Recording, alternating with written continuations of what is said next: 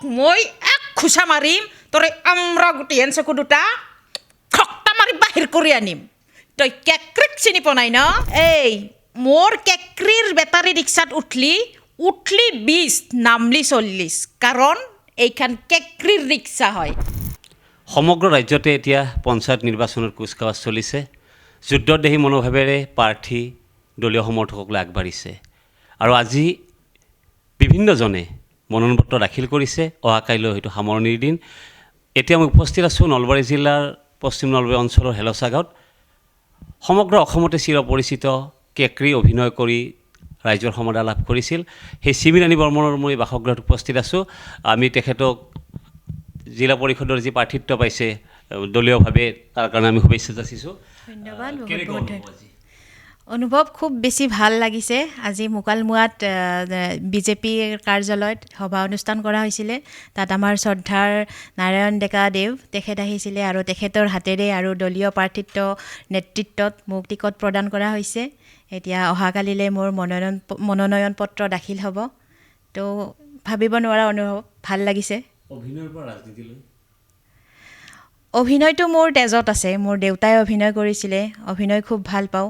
আৰু এনেকুৱা নহয় যে অভিনয়ৰ পৰা মই পটককৈ ৰাজনৈতিক ক্ষেত্ৰখনত ঢাপলি মেলিলোঁ তেনেকুৱা নহয় অভিনয় যেনেকৈ ভাল পাওঁ যেতিয়াৰে পৰা জনা বুজা হৈছোঁ তেনেকৈ ৰাজনীতিৰ বিষয়েও মই খুবেই বেছি ভাল পাওঁ আৰু যেতিয়াও শক্তিশালী চৰকাৰ বিজেপি চৰকাৰ তেখেতসকলে ৰাইজৰ উন্নতিৰ হকে উন্নয়নৰ হকে যিখিনি কাম কৰি আহি আছে সেইটো মই কোৱা কথা নহয় সমগ্ৰ অসম ৰাইজে দেখি আহিছে ইমানখিনি আঁচনি কিবাকিবি চবখিনি উন্নয়নৰ হকে উন্নতিৰ হকে ৰাইজৰ বাবে কাম কৰি আছে তো এইবিলাক দেখিয়ে মানে মই আগ্ৰহী হৈছোঁ আৰু সেইবাবে ময়ো এইবাৰ সিদ্ধান্ত লৈছোঁ যে মই 11 নং পশ্চিম বৰক্ষেত্ৰী ধৰ্মপুৰ জিলা পৰিষদৰ পৰা এই ৰাজনীতিত আপুনি প্ৰথম লক্ষ্য বা উদ্দেশ্য আপুনি কি ক'ব কেনেকুৱা ৰাইজৰ সেৱা কৰিব এতিয়া এইটো পটককৈ ক'ব নোৱাৰি কাৰণ আৰম্ভণিহে হৈছে নাজানো কিমানখিনি আগবাঢ়িব পাৰোঁ আৰু যদি মই মানে আগবাঢ়ি যাব পাৰোঁ আহিব লগা দিনবোৰত তেতিয়াহ'লে যিহেতু মই নিজে গাঁৱৰ ছোৱালী আৰু আমাৰ এনেকুৱা ওচৰে পাঁজৰে বহুত গাঁৱত এতিয়াও বহুতখিনি ল'ৰা ছোৱালী আছে আৰু বা বিশেষকৈ মহিলাখিনি ইতিমধ্যেতো চৰকাৰৰ পৰা বহুতখিনিয়ে আঁচনি লাভ কৰিছে তাৰ ভিত্তিত ঘৰতে থাকি কেনেকৈ আমি স্বনিৰ্ভৰশীল হৈ থাকিব পাৰোঁ একগোট হৈ পেলাই বা আমাৰ ছোৱালীখিনিয়ে হওক বা মহিলাখিনিয়ে হওক তেনেকুৱা যদি কিবা ভাৱধাৰা আহে তেনেকৈ মই মানে ইচ্ছা আছে আৰু উদ্যোগী মহিলা হিচাপে হেৰি কৰিবলৈ হয় নিশ্চিতভাৱে ক'ব লাগিব আচলতে এগৰাকী অভিনয় জগতৰ পৰা আহি ৰাজনীতি পথত নামিছে আৰু ইতিমধ্যে বিভিন্ন চিৰিয়েল ভিচিডিত অভিনয় কৰি ৰাইজৰ মৰম বতৰা সক্ষম হৈছিল গতিকে এই ক্ষেত্ৰত আন এটি কথা তেখেতৰ পৰা আমি জানিব বিচাৰিছোঁ যে বিভিন্ন সময়ত সকলোৱে কেকৰি বুলি যি চিনাকি হৈছিল মিঠৈ বুলি চিনাকি হৈছিল মিঠে বুলি গতিকে এনেকুৱা এটা আমি সংলাপ শুনিব বিচাৰিছোঁ আমি দ্য নিউজ প্লাছৰ দৰ্শকক আমি শুনাব বিচাৰিম চিমিৰাণী বৰ্মনৰ কণ্ঠত হয় পোনপ্ৰথমে মই সমূহ অসমবাসী ৰাইজক মই বহুত বহুত ধন্যবাদ দিছোঁ কাৰণ যিসকলে মোৰ অভিনয় চাইছে